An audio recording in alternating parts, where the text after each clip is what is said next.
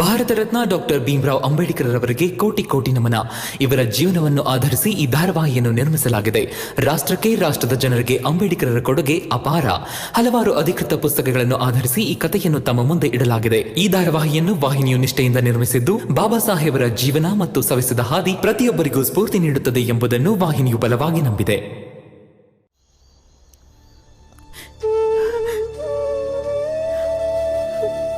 ಎಲ್ರಿ ಹೋಗಿದ್ದೀರಾ ನೀವು? ಎಲ್ಲಿ ಅಂತ ಹುಡುಕ್ಲಿ ನಿಮ್ಮನ್ನ?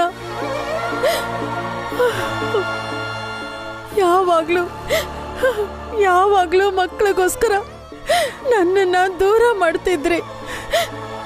ಆದ್ರೆ ನಿಮ್ಮ ಮಕ್ಕಳು ನಿಮ್ಮನ್ನು ಹುಡ್ಕೋದ್ ಬಿಟ್ಟು ಮನೇಲಿ ಕೂತಿದ್ದಾರೆ. ಕೂತ್ಕೊಳ್ಳೋದೇನು, ಸಂತೋಷವಾಗಿದ್ದಾರೆ. ಅಲ್ಲದೆ ಎಲ್ಲರೂ ಸೇರ್ಕೊಂಡು ಒಟ್ಟಿಗೆ ಬೇರೆ ಇರ್ತೀವಿ ಅಂತ ಹೇಳಿದ್ದಾರೆ. ನೀವು ಮನೆಗೆ ಬನ್ನಿ, ಆಮೇಲೆ ನೋಡ್ಕೋತೀನಿ. ನಾನೇನು ಮಾತಾಡಲ್ಲ. ಎಲ್ಲರೂ ಈ ಮನೆ ಮಾಲೀಕರಾಗಿರ್ಲಿ, ನಾನು ಸೇವಕಿ ಥರಾನೇ ಇರ್ತೀನಿ. ಎಲ್ಲರೂ ತುಂಬ ಗೌರವ ಕೊಡೋ ಥರ ನೈತಿಕತೆ ಬಗ್ಗೆ ಮಾತಾಡ್ತಾರಲ್ಲ, ಈ ಸಲ ಅವ್ರ ನೈತಿಕತೆಗೆ ಬೆಂಕಿ ಇಡ್ತೀನಿ. ನನ್ನ ಕೈ ಹಿಡ್ಕೊಂಡು ನನ್ನನ್ನು ಒಳಗೆ ಕರ್ಕೊಂಡು ಬಂದು ರಮಾ ಲಕ್ಷ್ಮಿ ಏನೋ ಸಾಧನೆ ಮಾಡಿದ್ದಾರೆ ಅಂದ್ಕೊಂಡಿದ್ದಾರೆ. ಆದ್ರೆ ಈ ಸಾಧನೆನ ನಾನು ಮಣ್ಪಾಲ್ ಮಾಡಲಿಲ್ಲ ಅಂದರೆ ನನ್ನ ಹೆಸರು ಜೀಜಾಬಾಯಿನೇ ಅಲ್ಲ.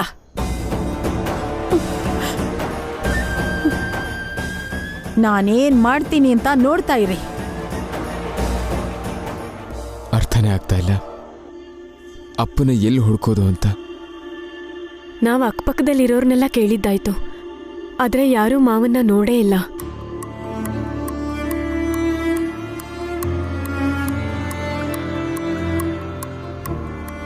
ನೋಡಿ, ನಮ್ಗೆ ಅರ್ಥ ಆಗುತ್ತೆ ಅಪ್ಪನ ಬಗ್ಗೆ ನೀವು ಚಿಂತೆ ಮಾಡ್ತಾ ಇದ್ದೀರಾ ಅಂತ. ನಾವು ಸಹ ಅದ್ರ ಬಗ್ಗೆನೇ ಮಾತಾಡ್ತಿದ್ದೀವಿ, ಯೋಚನೆ ಮಾಡ್ತಿದ್ದೀವಿ. ಇಲ್ಲ ಮಾಲೀಕ್ರೆ, ನಾನೇನ್ ಕೇಳಕ್ ಬಂದಿದ್ದೀನಿ ಅಂದ್ರೆ ರಾತ್ರಿ ಊಟಕ್ಕೆ ಏನ್ ಮಾಡ್ಲಿ ಅಂತಷ್ಟೇ.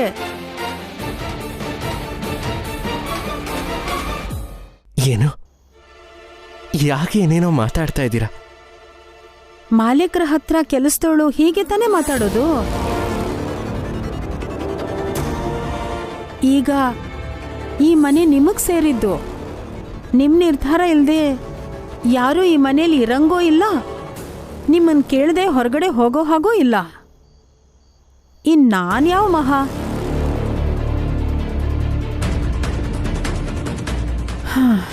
ಅದೆಲ್ಲ ಬಿಡಿ.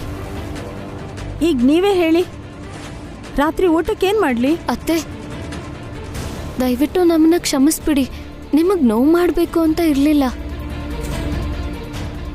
ನಿಮ್ಗೆ ಅವಮಾನ ಮಾಡಬೇಕು ಅಂತ ನಮಗೆ ಯಾವ ಉದ್ದೇಶನೂ ಇರಲಿಲ್ಲ. ನಮ್ಮ ಹಕ್ಕನ್ನು ನಾವು ಪಡೆದ್ವಿ ಅಷ್ಟೇ. ನೋಡಿ, ರಾತ್ರಿ ತಡ ಆಗ್ತಿದೆ, ಇನ್ನೂ ಅಡಿಗೆನೂ ಮಾಡಿಲ್ಲ. ಇವಾಗ ನೀವು ಹೇಳಿ, ನಾನು ಅಡಿಗೆ ಏನ್ ಮಾಡಬೇಕು ಅಂತ.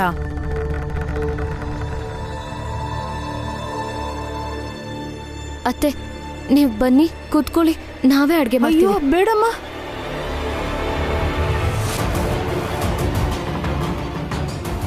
ಅತ್ತೆ, ನೀವೇನ್ ಮಾಡ್ತಿದ್ದೀರಾ? ಹೀಗೆಲ್ಲ ಮಾಡಬೇಡಿ. ಬೇಡಮ್ಮ, ನೀವು ಕಾಲಲ್ಲಿ ತೋರಿಸಿದ್ದನ್ನ ನಾನು ಕೈಯಲ್ಲಿ ಮಾಡ್ತೀನಿ. ಅತ್ತೆ ಅತ್ತೆ, ಮೊದಲು ನನ್ನ ಕಾಲ್ ಬಿಡಿ. ಬಿಡಲ್ಲಮ್ಮ, ನನಗಿದೇ ಸರಿಯಾದ ಜಾಗ. ನಾನು ಇಲ್ಲೇ ಇರ್ತೀನಿ.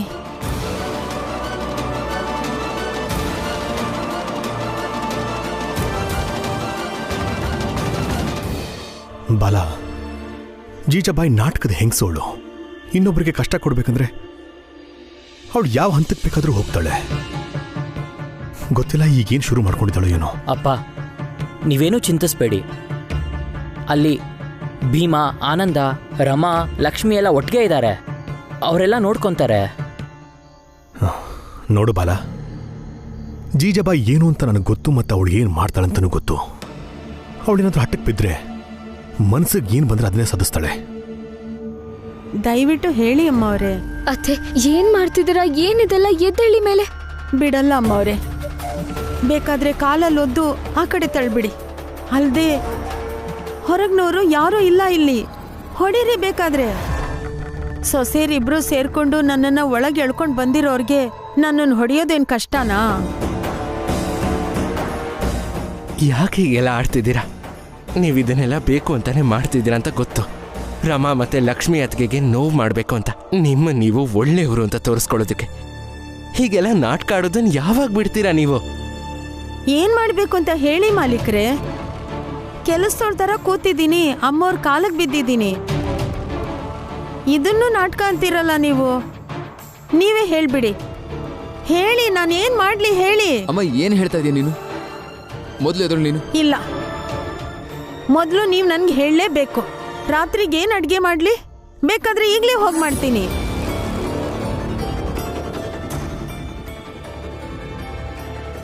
ಮಾಲೀಕ್ರೆ ಹೋಗಬೇಡಿ. ಮಾಲೀಕ್ರೆ ರಾತ್ರಿಗೆ ಏನು ಅಡುಗೆ ಮಾಡಲಿ ಅಂತ ಹೇಳಿ ಹೋಗಿ. ಅತ್ತೆ ಎದ್ದೇಳಿ, ಕೊನೆ ಸಲ ಹೇಳ್ತಿದ್ದೀನಿ. ನಾನು ಎದ್ದೇಳೋದಿಲ್ಲ. ಮೊದಲು ನೀವು ನನಗೆ ಏನು ಅಡುಗೆ ಮಾಡಬೇಕು ಅಂತ ಹೇಳಿದ್ರೇನೆ ನಾನು ಎದ್ದೇಳೋದು. ಏನು ಬೇಕಾದರೂ ಮಾಡಿ ಅಮ್ಮವ್ರೆ. ಬೇಕಾದ್ರೆ ನೀವು ನನಗೆ ಚೆನ್ನಾಗಿ ಹೊಡೆದು ಮೂಲೆಯಲ್ಲಿ ಕೂರಿಸ್ಬಿಡಿ. ಹೊಡೀರಿ ನನಗೆ. ಅಷ್ಟಕ್ಕೂ ನನಗೆ ಈ ಮನೇಲಿ ಏನು ಬೆಲೆ ಇದೆ ಹೇಳಿ? ನಂಗೆ ಹೊಡೀರಿ ಅಮ್ಮವ್ರೆ. ಅತ್ತೆ, ನೀವೀ ಮನೆಗೆ ದೊಡ್ಡವರು. ನಾವು ನಿಮ್ಗೆ ತಾಯಿ ಸ್ಥಾನ ಕೊಟ್ಟಿದ್ದೀವಿ. ಹೀಗೆಲ್ಲ ಮಾಡಬೇಡಿ ಅತ್ತೆ. ಕಾಲ್ ಬಿಡಿ ಅತ್ತೆ.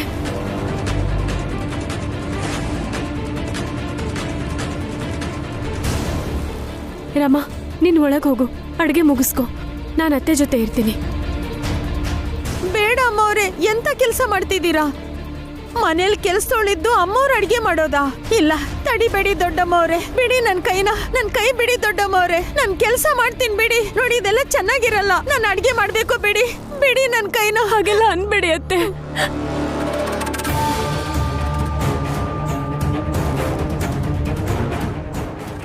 ಇದಿನ್ನು ಪ್ರಾರಂಭ. ಮುಂದೆ ನೋಡಿ ಇನ್ನೂ ಏನೇನು ಕಾದಿದೆ ಅಂತ.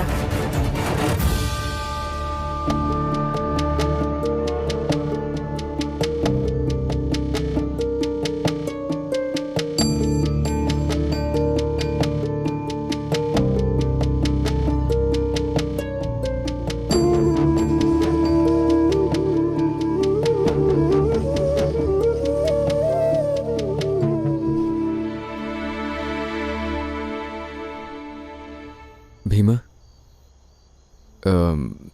ನಾಳೆ ಪರೀಕ್ಷೆ ಇದೆ ಅಲ್ವಾ? ಪರೀಕ್ಷೆ ಆದಮೇಲೆ ಏನಿರುತ್ತೆ? ಪರೀಕ್ಷೆ ಆದಮೇಲೆ ಡಿಗ್ರಿ ಫೈನಲ್ ಇಯರ್ ಎಕ್ಸಾಮ್ ಇರುತ್ತೆ ಸ್ವಲ್ಪ ದಿನದಲ್ಲೇ. ಆ ಪರೀಕ್ಷೆನಲ್ಲೂ ನಾನು ಪಾಸ್ ಆಗಿಬಿಟ್ರೆ ಆಮೇಲೆ ನಾನು ಗ್ರ್ಯಾಜುಯೇಟ್ ಆಗ್ತೀನಿ. ಏನಾಗ್ತೀಯ? ಗ್ರ್ಯಾಜುಯೇಟ್ ಆಗ್ತೀನಿ. ನಾನು ಓದ್ಬಿಟ್ಟಿದ್ದೆ ಒಳ್ಳೇದಾಯ್ತು ಭೀಮಾ. ನೋಡೀಗ ನಂಗೆ ಹೆಸರು ಹೇಳೋಕ್ಕೂ ಬರ್ತಾ ಇಲ್ಲ. ಇನ್ನಿದನ್ನು ಓದೋಕ್ಕೆ ಸಾಧ್ಯ ಆಗ್ತಿತ್ತಾ?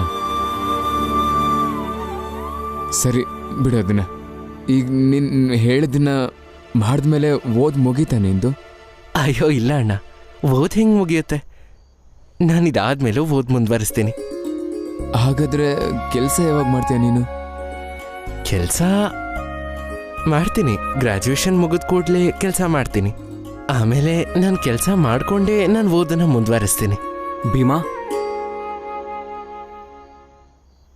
ಕೆಲಸ ಸಿಕ್ಕಿದ ಮೇಲೂ ಓದ್ ಮುಂದುವರ್ಸೋದಾ? ಅಂದರೆ ಜನ ಓದೋದು ಯಾಕೆ ಹೇಳು? ಕೆಲ್ಸಕ್ಕೋಸ್ಕರ ಅಲ್ವಾ? ಇಲ್ಲ ನೋಡು, ಉದ್ಯೋಗಕ್ಕೆ ಯೋಗ್ಯನಾಗೋದು ಬೇರೆ ವಿಷಯ. ಆದರೆ ವಿದ್ಯಾವಂತನಾಗೋದು ಅದು ಇದಕ್ಕಿಂತ ಬಹಳ ವಿಭಿನ್ನ, ಹಾಗೆ ಇದಕ್ಕಿಂತ ಬಹಳ ಮಿಗಿಲಾದದ್ದು ಕೂಡ. ನನ್ಗೆ ಅರ್ಥ ಆಗ್ಲಿಲ್ಲ. ಅರ್ಥ ಮಾಡಿಸ್ತೀನಿರು. ನೋಡು ಮಧು, ನಾವ್ ಎಲ್ರೂ ಹುಟ್ತೀವಿ, ಆಹಾರ ಸೇವಿಸ್ತೀವಿ, ಬೆಳವಣಿಗೆ ಪಡ್ತೀವಿ. ಆಮೇಲೆ ಒಂದ್ ಹಂತ ತಲುಪದ ಮೇಲೆ ನಮ್ಮ ಬೆಳವಣಿಗೆ ನಿಂತು ಹೋಗುತ್ತೆ. ಆದ್ರೆ ಆಮೇಲೂ ನಾವು ಆಹಾರನ ಸೇವಿಸ್ತೀವಿ. ಯಾಕೆ? ಬದುಕೋದಕ್ಕೆ. ಯಾಕಂದ್ರೆ ಬದುಕೋದಕ್ಕೆ ಆಹಾರ ಅವಶ್ಯಕ, ಅದಕ್ಕೆ ಸೇವಿಸ್ತೀವಿ. ಇದು ಹಾಗೇನೆ. ಜೀವನದಲ್ಲಿ ಒಂದು ಹಂತದಲ್ಲಿ ಓದೋದಕ್ಕೆ ಶುರು ಮಾಡ್ತೀವಿ. ಆಮೇಲೆ ನಾವು ಓದ್ತೀವಿ, ಓದಿನ ಮೇಲೆ ಕೆಲಸ ಸಿಗುತ್ತೆ, ಉದ್ಯೋಗಿ ಆಗ್ತೀವಿ. ಆದರೆ ಒಂದು ಸಮಯ ಅಂತ ಬರುತ್ತೆ, ನಾವೊಂದು ಘಟ್ಟಕ್ಕೆ ತಲುಪ್ತೀವಿ. ಆವಾಗ ನಾವು ಅದು ಎಷ್ಟೇ ಓದಿದ್ರೋ, ಅದು ಎಷ್ಟೇ ಶಿಕ್ಷಣ ಪಡಿಬೋದು, ಈ ಶಿಕ್ಷಣದಿಂದ ಉದ್ಯೋಗದಿಂದ ನಮ್ಮ ಹಣ ಸಂಪಾದನೆ ಹೆಚ್ಚಾಗದೇ ಇರ್ಬೋದು. ಆದರೆ ಈ ಶಿಕ್ಷಣ ನಮ್ಮ ಕೆಲಸದಲ್ಲಿರೋ ಗುಣಮಟ್ಟವನ್ನು ಹೆಚ್ಚಾಗಿಸುತ್ತೆ, ನಮ್ಮ ವ್ಯಕ್ತಿತ್ವವನ್ನು ಹೆಚ್ಚಾಗಿಸುತ್ತೆ. ಇದರಿಂದ ನನ್ನ ಪ್ರಕಾರ ವಿದ್ಯಾವಂತನಾಗೋದು ಅಂದರೆ ಕೇವಲ ಡಿಗ್ರಿ ತಗೊಳ್ಳೋದಕ್ಕೆ ಮಾತ್ರ ಸೀಮಿತವಾಗಿರಬಾರ್ದು. ಬದಲಾಗಿ ವಿದ್ಯೆ ಅನ್ನೋದು ನಮ್ಮ ಅವಶ್ಯಕತೆಗಳಲ್ಲಿ ಒಂದಾಗಿರಬೇಕು ಮತ್ತು ಅದನ್ನು ನಮ್ಮ ಜೀವನದ ಏಳಿಗೆಗಾಗಿ ಉಪಯೋಗಿಸ್ಕೋಬೇಕು. ಯಾಕಂದರೆ ಅದೇ ವಿದ್ಯೆಯಿಂದ ನಮ್ಮ ಸಮಗ್ರ ಅಭಿವೃದ್ಧಿಯಾಗುತ್ತೆ. ತಿಳಿತಾ ಮಧು? ಆದ್ರಿಂದ ನಾನು ಯಾವತ್ತೂ ಓದ್ ನಿಲ್ಸಲ್ಲ. ಎಲ್ಲಿವರೆಗೂ ಉಸಿರಿರುತ್ತೋ ಅಲ್ಲಿವರೆಗೂ ಓದ್ತಾನೆ ಇರ್ತೀನಿ. ನನ್ನ ಪ್ರಕಾರ ಮಧು, ಜನಗಳ ಆಲೋಚನೆ ಬದಲಾಗಬೇಕು. ಜೀವನಕ್ಕೆ ಆಹಾರ ಎಷ್ಟು ಮುಖ್ಯನೋ, ಗಾಳಿ ನೀರು ಹೇಗೆ ಮೂಲಭೂತ ಅವಶ್ಯಕತೆಯಾಗಿದೆಯೋ, ಹಾಗೆ ನಾಲ್ಕನೇದು ಮುಂದೆ ಬರಬೇಕು. ಅದರ ಹೆಸರು ಶಿಕ್ಷಣ.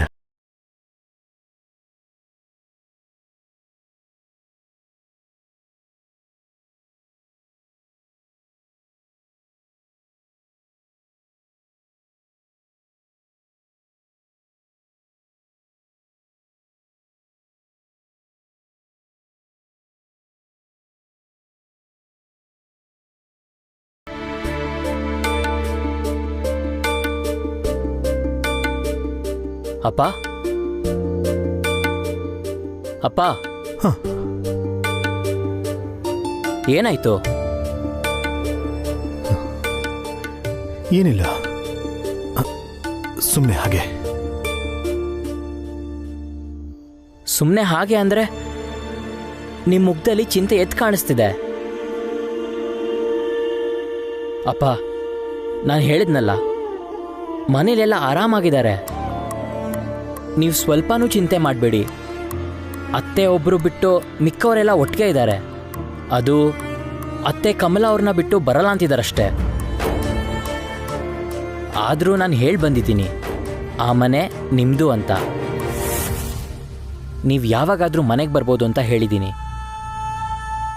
ಅದು ಅಲ್ಲದೆ ಎಲ್ಲರೂ ಒಟ್ಟಾಗಿದ್ದ ಮೇಲೆ ಎಲ್ಲ ಸರಿ ಹೋಗುತ್ತೆ. ಗೊತ್ತು, ಎಲ್ಲ ಸರಿ ಹೋಗುತ್ತೆ. ಆದರೆ ನನ್ನ ಯೋಚನೆ ಏನು ಅಂದರೆ, ಜೀವನದಲ್ಲಿ ಮೊದಲನೇ ಸಲ ಈ ರೀತಿ ಆಗ್ತಾ ಇರೋದು. ಭೀಮನ್ ಪರೀಕ್ಷೆ ಸಮಯದಲ್ಲಿ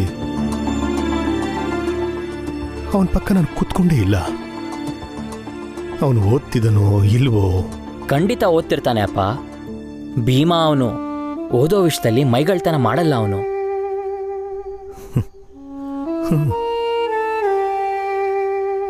ಗೊತ್ತು. ಆದರೆ ಇಷ್ಟು ವರ್ಷಗಳಲ್ಲಿ ಭೀಮನ ಪರೀಕ್ಷೆ ಇದ್ದಾಗೆಲ್ಲ ಅವನ ಜೊತೆ ನಾನು ಇಡೀ ರಾತ್ರಿ ಎದ್ದಿರ್ತಿದ್ದೆ. ಮಲ್ಕೋ, ನಾನು ನಿನಗೆ ಬೆಳಗ್ಗೆ 4 ಗಂಟೆಗೆ ಓದ್ಕೊಳ್ಳೋಕ್ಕೆ ಜಾಗ ಕೊಡಿಸ್ತೇನೆ.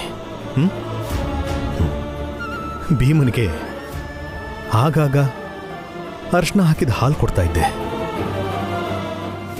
ಹಾಲು ಕುಡಿದ್ರೆ ಓದೋ ಹೊತ್ತಲ್ಲಿ ನಿದ್ದೆ ಬರಲ್ಲ ಅಂತ. ಭೀಮ ಓದೋದನ್ನ ನೋಡ್ತಾ ಕೂತಿದ್ರೆ ಮನಸ್ಸಿಗೇನೋ ನೆಮ್ಮದಿ, ಏನೋ ಒಂಥರ ಆನಂದ. ಆದರೆ ಇವತ್ತು ಭೀಮ ಓದೋದನ್ನ ನೋಡೋಕ್ಕೆ ಆಗ್ತಾ ಇಲ್ಲ ನನಗೆ. ಮನಸ್ಸಲ್ಲಿ ಏನೋ ಒಂಥರ ತಳಮಳ ಆಗ್ತಾ ಇದೆ ಅಷ್ಟೇ. ಅದು ಬಿಟ್ರೆ ಬೇರೇನು ಚಿಂತೆ ಇಲ್ಲ.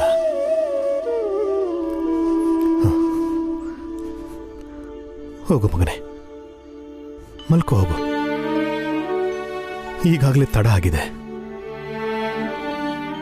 ನಾನು ಇನ್ನೇನು ಸ್ವಲ್ಪ ಹೊತ್ತಲ್ಲೇ ಮಲ್ಕೊಳಕ್ಕೆ ಬಂದ್ಬಿಡ್ತೀನಿ.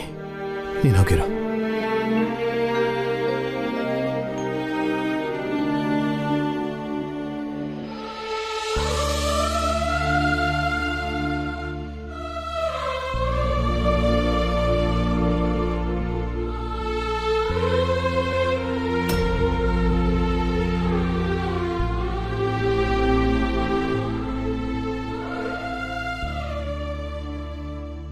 ಏನಾಯ್ತು? ಏನೂ ಇಲ್ಲ. ಹೇಳಿ, ಪರವಾಗಿಲ್ಲ, ಏನಾಯ್ತು ಅಂತ. ಏನೂ ಇಲ್ಲ. ನಾನು ಇಷ್ಟು ವರ್ಷ ಮನೆಯಿಂದ ದೂರ ಇದ್ದೆ. ಯಾವುದೇ ಕೆಲಸ ಸಿಕ್ಕಿದ್ರೂ ಎಷ್ಟೇ ಕಷ್ಟ ಇದ್ರೂ ನಾನು ಎಲ್ಲನೂ ಮಾಡಿದ್ದೀನಿ. ನಾನು ಒಂಟಿಯಾಗಿ ಎಲ್ಲನೂ ಅನುಭವಿಸಿದ್ದೀನಿ. ಆದರೆ ಇಲ್ಲಿವರೆಗೂ ಒಂದು ಸಲನೂ ನನ್ನ ಹತ್ರ ಅಪ್ಪ ನೀನೇನು ಮಾಡ್ತಿದ್ಯಾ ಅಂತ ಅಪ್ಪ ತಿಳ್ಕೊಳ್ಳೋಕ್ಕೂ ಕೂಡ ಪ್ರಯತ್ನ ಪಟ್ಟಿಲ್ಲ. ಆದರೆ ನಾನು ಅಷ್ಟೇ ಕಷ್ಟಪಟ್ಟು ಅಷ್ಟೇ ಶ್ರದ್ಧೆಯಿಂದ ನನ್ನ ಕೆಲಸ ಎಲ್ಲನೂ ಮಾಡ್ತೀನಿ, ಭೀಮಾ ಕಷ್ಟಪಟ್ಟು ಓದೋ ಥರ. ಆದರೆ ಹಾಗನ್ ಮಾತ್ರಕ್ಕೆ ನನಗೆ ಭೀಮನ ಮೇಲೆ ಹೊಟ್ಟೆ ಕಿಚ್ಚಾಗಲಿ ಅಥವಾ ದುಡ್ಡಿನ ಆಸೆ ಆಗಲಿ ಯಾವುದೂ ಇಲ್ಲ. ಆದರೆ ನನಗೂ ಆಸೆ ಇರುತ್ತಲ್ವಾ. ಆದರೆ ಅಪ್ಪ ನನ್ನ ವಿಷಯದಲ್ಲಿ ಪಕ್ಷಪಾತಿ. ನಿಮ್ಮ ನೋವು ನಂಗೆ ಅರ್ಥ ಆಗುತ್ತೆ.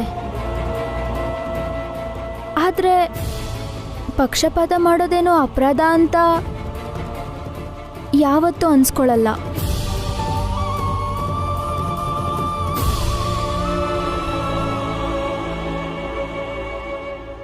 ಬಿಡಿ ಅಮ್ಮವ್ರೆ ನನ್ನ ಕೈನ. ನೀವ್ ಯಾಕೆ ಕೆಲಸ ಮಾಡಕ್ ಬಿಡ್ತಿಲ್ಲ? ಬಿಡಿ ಬಿಡಿ ದೊಡ್ಡಮ್ಮ ಅವರೇ, ಬಿಡಿ. ಅತ್ತೆ, ಅಡುಗೆ ಆಗಿದೆ, ಮೊದಲು ಊಟ ಮಾಡಿ. ನೀವು ಊಟ ಮಾಡಲಿಲ್ಲ ಅಂದರೆ ನಾವ್ಯಾರೂ ಊಟ ಮಾಡಲ್ಲ. ಇಲ್ಲ ರಮ್ಮ, ಅತ್ತೆಗೆ ಅಡುಗೆ ಮಾಡ್ಕೊಡೋದು ನಮ್ಮಿಬ್ಬರ ಕರ್ತವ್ಯ. ಅದನ್ನ ನಾವು ನಿಭಾಯಿಸಿದೀವಿ. ಊಟ ಮಾಡೋದು ಬಿಡೋದು ಅತ್ತೆಗೆ ಬಿಟ್ಟು ವಿಚಾರ. ನಿನ್ನಡಿ. ಆದರೆ ಅಕ್ಕ, ಬಾ ಹೇಳ್ತೀನಿ. ಅಕ್ಕ,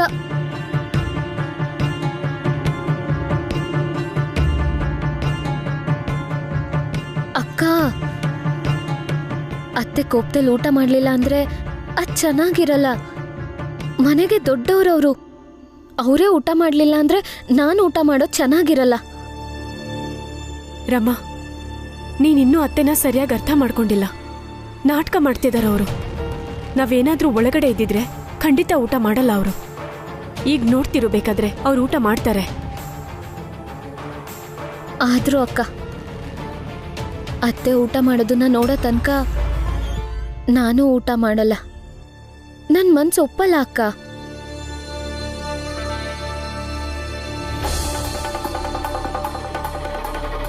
ನಡಿ ನೋಡೋಣ.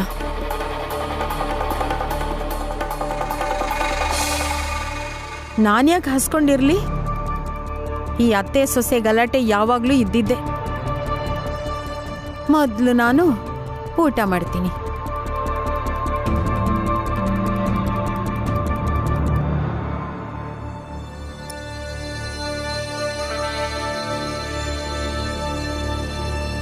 ಅತ್ತೆ, ನಾವು ನಿಮ್ಮನ್ನ ಶತ್ರು ಅನ್ಕೊಂಡಿಲ್ಲ.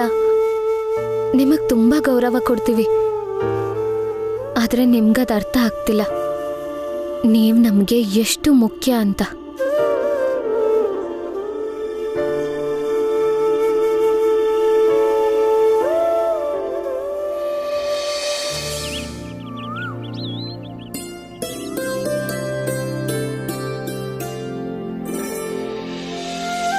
ಭೀಮಾ,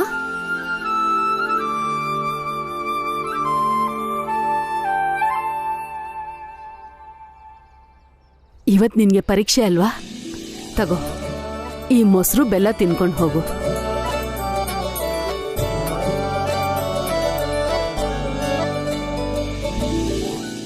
ಒಳ್ಳೇದಾಗ್ಲಿ. ಇವರು ಮೊಸರು ಬೆಲ್ಲ ಕೊಡ್ತಾ ಇರೋದು ನೋಡಿದ್ರೆ ಈ ಭೀಮರಾವ್ ಪರೀಕ್ಷೆಯಲ್ಲಿ ಪೂರ್ತಿ ಅಂಕ ತೆಗೆಯೋ ತರ ಕೊಡ್ತಾ ಇದ್ದಾರೆ. ನಂಜುಂಡಣ್ಣ, ಬೆಲ್ಲ ಮೊಸರು ಯಾಕೆ ಕೊಡೋದು ಗೊತ್ತಾ? 100ಕ್ಕೆ 100 ಬರಲಿ ಅಂತಲ್ಲ, ಶುಭವಾಗ್ಲಿ ಅಂತ ಹೇಳೋಕೆ ಒಂದು ರೀತಿ ಅಷ್ಟೇ. ಅದು ನಿಮ್ಗಿದೆಲ್ಲ ಅರ್ಥ ಆಗಲ್ಲ ಬಿಡಿ. ಭೀಮಾ, ಒಳ್ಳೇದಾಗ್ಲಿ ಭೀಮಾ. ಹೋಗ್ಬಾ, ನಾವು ಜೊತೆಲಿರ್ತೀವಿ. ಧನ್ಯವಾದ ಮಧು. ನಾನು ಹೋಗಿ ಬರ್ತೀನತ್ತೆ.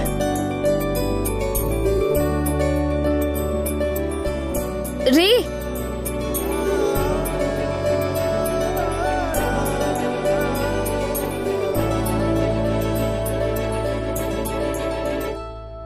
ತಗೊಳ್ಳಿ ಇದನ್ನ ನಿಮ್ ಜೊತೆ ಇಟ್ಕೊಳ್ಳಿ, ಬೇಕಾಗತ್ತೆ.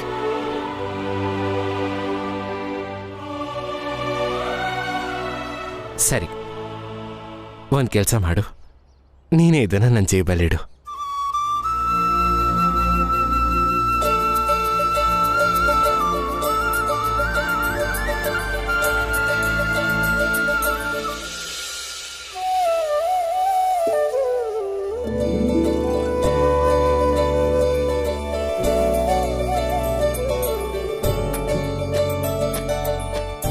ನಾನು ಬರ್ತೀನಿ.